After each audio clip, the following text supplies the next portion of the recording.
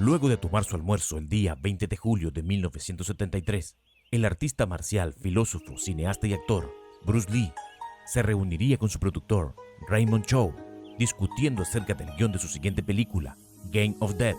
Trabajaron intensamente hasta las 4 de la tarde y decidieron irse a casa de la actriz taiwanesa Betty Pei para que juntos hicieran la lectura del guión. Se hicieron las 3 de la tarde y Bruce comenzó a quejarse de un fuerte dolor de cabeza, por lo que su colega y amiga le ofreció un Equagesic que ella consumía bajo receta médica. Este es un medicamento que combina la aspirina con meprovamato. Y luego de tomar unos refrescos, decidió acostarse. Shaw se encontraba esperando al actor en el restaurante y cuando se hicieron las 9:15 de la noche, decide llamar a la actriz para preguntarle por Bruce. Betty Pei le contesta en histeria que Bruce Lee no despertaba y lo que no sabía es que no despertaría nunca más. Así comienza la desgarradora historia de la muerte de Bruce Lee, quien no logró despertar jamás del estado de coma. Pero nos adelantamos a su final sin antes contarles sobre la maravillosa historia de Bruce Lee. Así que echemos el tiempo atrás y nos remontaremos al día 27 de noviembre de 1940, el día que nació Bruce Lee en San Francisco, California, Estados Unidos. Sus rasgos asiáticos correspondían a sus orígenes. Sus padres lo habrían nombrado Lee Jun-Fang, pero de cariño lo llamaban Sai-Fong, que significa pequeño dragón o fénix. Sin embargo, por lo complicado de las leyes estadounidenses, decidieron cambiar su nombre a Bruce. Poco tiempo más tarde, a los 3 años de vida, la familia de Bruce decidiría volver a Hong Kong. Pero hay que recordar que para 1943 estaría en pleno auge la Segunda Guerra Mundial, por lo cual el mundo se encontraba convulsionado. El padre de Bruce Lee era un reconocido actor y comediante. Por supuesto, al estar paralizado el mundo producto de la guerra, no podía hacer presentaciones. Sin embargo, al parar los bombardeos, volvió a las tarimas, pero ahora acompañado de su hijo. La primera vez que Bruce Lee actuó es un suceso que, por supuesto, no recuerda ya lo que hizo a los 2 meses de edad en la película Golden Gate Girls. Luego de eso, fue como si hubiese nacido para actuar, ya que lo hizo en más de 20 películas, siendo aún muy pequeño. Bruce fue un niño conflictivo. Estudió en varias academias, pero de casi todas era expulsado porque tomaba los recreos para pelear contra sus compañeros. Eso sucedió hasta que una banda mucho más fuerte que él le propició una venganza, lo que hizo que Lee se interesara por las artes marciales. A los 13 años, Bruce Lee conoció el Tai Chi, lo practicaba con su padre y luego conoció al maestro Ip Man, quien le enseñó el estilo Wing Chun. Con los años, Bruce se volvió un ganador. Era reconocido por perder poco y haber noqueado a campeones. Asimismo, destacaba en otras actividades que hacía en simultáneo, como el baile, destacando en el ritmo cha-cha-cha. En 1959, Bruce volvió a las peleas y a pesar de que salió con una leve lesión en el rostro, su contrincante quedó muy mal, dientes rotos e inconsciente, y además, una denuncia por parte de los padres del chico. En vista de lo que estaba ocurriendo en la vida de Bruce, a los 15 años, su familia decide enviarlo a San Francisco junto a su hermana, y para este momento ya había culminado la secundaria. Durante 3 años se dedicó a entrenar en las artes marciales y fue a los 18 cuando ingresó a la Universidad de Washington para estudiar filosofía, la cual pagaba el producto de su trabajo en un restaurante chino como auxiliar de cocina. Además, Bruce Lee nunca abandonó las artes marciales, pero ahora se dedicaba al Kung Fu, que se diferenciaba del Wing Chun por el mayor uso de las piernas. Se dedicó a entrenar a sus compañeros y así también se ganaba la vida. Pasaron los años y la popularidad dentro del mundo de las artes marciales aumentaba aún más. Por eso, cuando llegó a tener una gran cantidad de alumnos, decidió que había llegado la hora de abrir su propia academia, el Jun-Fang Kung Fu Institute, ubicado en Seattle. Años más tarde, abriría 2 escuelas más en Oakland y Los Ángeles. En sus academias se enseñaban todos los estilos que él había practicado en algún momento de su vida. Sin embargo, a la hora de combatir, había una parte de cada estilo en las peleas de Bruce, y por eso creó el suyo, el Jun-Fang Kung Fu. Como la vida es una montaña rusa de oportunidades, en 1964 pasa algo que le cambia la vida. Se le da su primera oportunidad de aparecer en una película, luego de años. Además, en ese mismo año se casó con Linda Canwell, con quien tuvo 2 hijos tiempo después. Te preguntarás, ¿cuál fue el golpe de suerte que tuvo Bruce para volver al cine? Y la verdad es que fue completamente su destino. Ed Parker era el fundador del American Karate Kempo y además fue quien llevó a la palestra pública a Frank Sinatra y a Elvis Presley. Este hombre organizó un campeonato de karate y Bruce fue uno de sus invitados más sorprendentes. Como ya nos tenía acostumbrados, Lee se lució haciendo flexiones con 2 dedos y además ejecutó sus golpes más fuertes. Acá conoció a Dan Inosanto y al ver el talento que tenía Bruce, decidió que no se separaría de él y fue su primer alumno certificado de la Academia de Los Ángeles. Por eso, actualmente Inosanto es el único que enseña la técnica de Bruce Lee. Pasaban los años y Bruce seguía siendo retado por exitosos luchadores de artes marciales. Y por supuesto, seguía sorprendiendo por el poder inusual de sus golpes, así como su capacidad de acierto. Una de las peleas más importantes en la historia de este personaje fue la que hizo contra el supercampeón, Wong Yang Man. Él y la academia que lo respaldaba no querían que Bruce siguiera dando clases de Kung Fu porque le estaban quitando las posibilidades y fue él mismo quien retó a Bruce. Las reglas del combate eran claras. Si Bruce perdía, debía dejar de enseñar Kung Fu a extranjeros y cerrar sus academias. Por el contrario, si Bruce ganaba, podía enseñar a quien fuera. A pesar de que en ocasiones se dijo que Lee era quien lo había retado, eso no importó. Una vez que la pelea empezó, se especula sobre quién dio el golpe inicial, pero lo que sí fue real fueron los golpes certeros que Bruce Lee le había proporcionado, al punto de derribarlo y golpearlo repetidamente en la cabeza hasta preguntarle si ya era suficiente, a lo que Jack Man respondió que sí. Los puños de Bruce Lee terminaron hinchados de tantos golpes que le había dado al campeón. Sin embargo, tenía un sinsabor con el resultado de la pelea, ya que según él, había tardado mucho en ganarle. Por eso decidió mejorar aún más su condición física. Para el año 1965, Bruce Lee se convirtió en padre por primera vez. El nombre que eligió junto a su esposa Linda fue Brandon, y a pesar de que trajo consigo una gran felicidad, esta desapareció a los 6 días con la muerte de su padre. La vida de Bruce siempre había sido una montaña rusa de emociones, por lo que días después del fallecimiento de su padre, Lee es contactado por Ed Parker para invitarlo a un casting en Hollywood con el productor de Batman, William Dozier. Para su suerte, le fue tan bien que consiguió entrar y paralelamente comenzó clases de actuación con los estudios de 20th Century Fox. A pesar de que Bruce Lee estaba muy entusiasmado con el proyecto, por razones ajenas a su voluntad, él mismo se suspendió. Pero esto no desmotivaría las esperanzas de Bruce por continuar el legado de su padre. Y fue así como un año después, en febrero de 1966, obtuvo el papel secundario en la serie El Avispón Verde, Kato. Al ver que su éxito iba nuevamente en aumento, decide junto a Linda y Brandon comenzar una nueva vida en Los Ángeles. A pesar de que la serie solo duró un año, Bruce se robó todas las miradas y los estadounidenses querían verlo pelear en más proyectos. Por eso fue invitado a la serie de Batman en 3 episodios.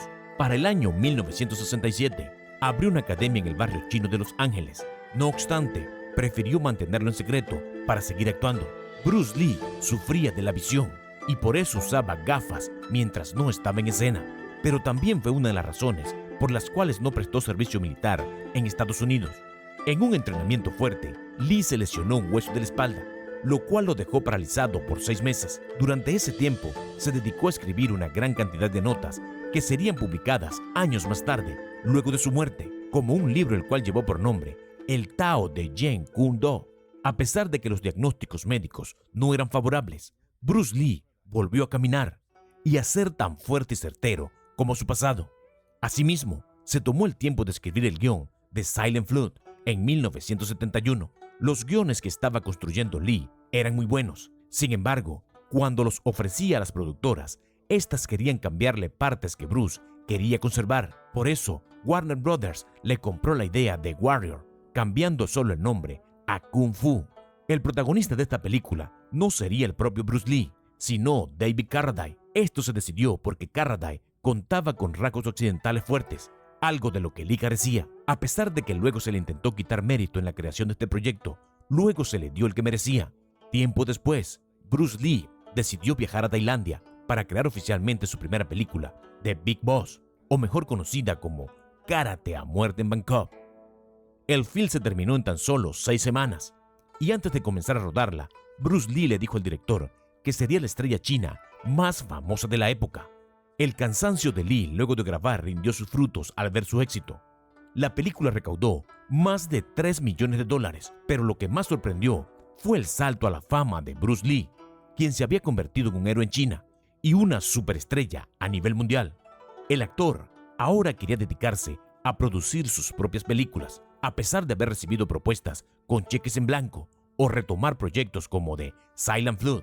Sin embargo, su sueño era más poderoso. Así que en sociedad con Shaw crearon a Concord Production, proyecto en el cual Lee era la parte creativa y Shaw la monetaria. Su primer proyecto fue El Regreso del Dragón, y allí Bruce Lee hizo de actor, guionista, coproductor y director. El rodaje se hizo en Roma y la pelea se grabó dentro del Coliseo. Colaboró con los actores Chuck Norris y Nora Miao. Aunque el rodaje sufrió algunos incidentes, estos no detuvieron a Lee, y fue la primera película de artes marciales chinas que fue producida por él y Hollywood.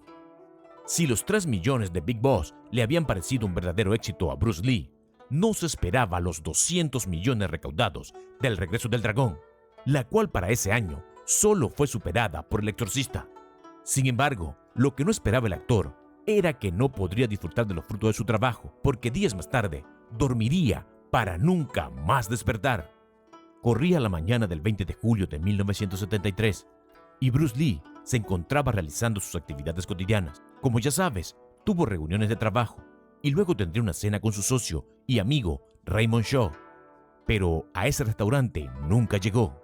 Los misterios acerca de su muerte son cada vez mayores y tienen más interrogantes. Horas antes de encontrarse con sus amigos en casa de su colega Betty Pei, el actor se desplomó en el baño y fue trasladado al hospital.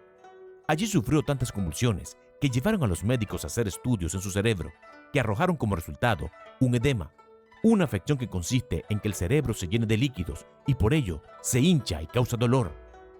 Los médicos lo trataron con manitol y eso lo mejoró, por lo que Bruce Lee decidiera continuar con su vida de forma normal. El problema vino horas más tarde, cuando estando en casa de Pei, decide tomar esa siesta en la que dormiría para siempre. 10 minutos estuvo un médico en casa de Pei intentando revivir a Bruce Lee, pero sus intenciones fueron en vano. Pasado ese tiempo, era innecesario llevarlo al hospital, porque nuestro pequeño Fénix ya había muerto. Nos imaginamos que te habrás preguntado qué dice la autopsia, por qué si en la mañana parecía haber salido bien del hospital, qué ocurrió esa noche. Pues bien, los resultados arrojan que su muerte fue a causa de una inflamación cerebral severa, en la que su cerebro había aumentado su tamaño en un 13%. Chow mintió a los médicos al decir que Bruce Lee había muerto en su casa junto a su esposa. Sin embargo, su esposa salió a desmentirlo y pidió que se evitaran las especulaciones que solo mancharían el legado de Lee. Por supuesto, al conocerse la verdad, ya que los informes respaldaban el hecho de que Bruce estaba en casa de Pei, los rumores comenzaron a correr y cada persona en la faz de la Tierra creó su propia teoría sobre su muerte. Entre algunas de ellas se escuchaban que Lee había estado con una prostituta esa noche y que al ponerse violento con ella por un afrodisíaco que estaba tomando, la mujer lo había envenenado. Otra historia que tenía mucho sentido por cómo se dieron los hechos fue que Betty Pei lo envenenó porque trabajaba para una sociedad secreta que quería desaparecer a Bruce Lee, así como también se dijo que las mafias italianas, chinas y estadounidenses fueron las encargadas de este lamentable suceso, pero la realidad es que todas estas eran especulaciones. No obstante, hay una teoría que se conoció 20 años después de su muerte y se repetiría con fuerza hasta el día de hoy. La maldición de la familia Lee. Esta surgió en el preciso instante en el que el hijo de Bruce, Brandon Lee, murió en marzo de 1993, producto de un disparo accidental en un set de grabación. ¿En qué se basa esta teoría? Bueno, en la película Dragón, quien protagoniza a Bruce Lee, tiene escenas en las que pelea con una criatura extraña, y en la escena final, ésta decide no combatir.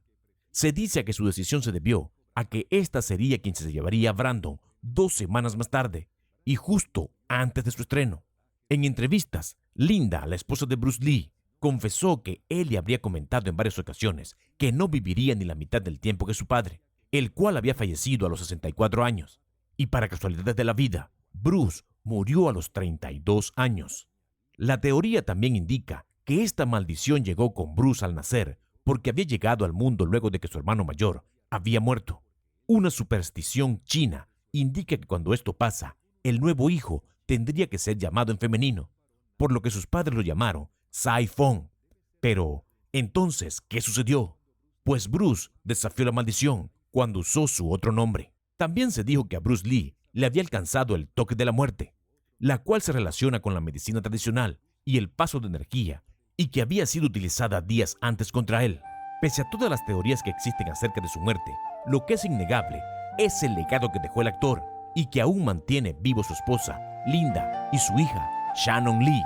Bruce fue el encargado de mezclar el Oriente con el Occidente, con sus artes marciales hechas películas. Por eso, en múltiples ocasiones, la industria cinematográfica ha intentado suplantarlo con actores parecidos, pero que la realidad es que no tienen su esencia, y se llevó a ser una sobreexplotación de su imagen, ya que se conocía todo acerca de él. Las revistas sobre artes marciales se dedicaron a exponer todo sobre su vida, desde su forma única de pelear hasta su vida privada. El cariño por parte de su público es innegable. Por eso, existen monumentos con la figura de Bruce Lee en varias partes del mundo, y además, en 1993 se le otorgó el Premio de Oro al Éxito en Hong Kong, por lo que representa en la industria cinematográfica. Existen cientos de cómics, series, películas y dibujos animados que representan la vida de Bruce Lee, ya que no es posible borrar las huellas de sus patadas, porque éstas han quedado marcadas en el corazón de cada persona que ve sus películas hasta en la actualidad. Hasta aquí llegó el video de hoy. Cuéntanos en los comentarios qué te ha parecido esta historia y si tienes alguna teoría acerca de su muerte. Además, puedes recomendarnos qué otro misterio oculto quieres que te contemos.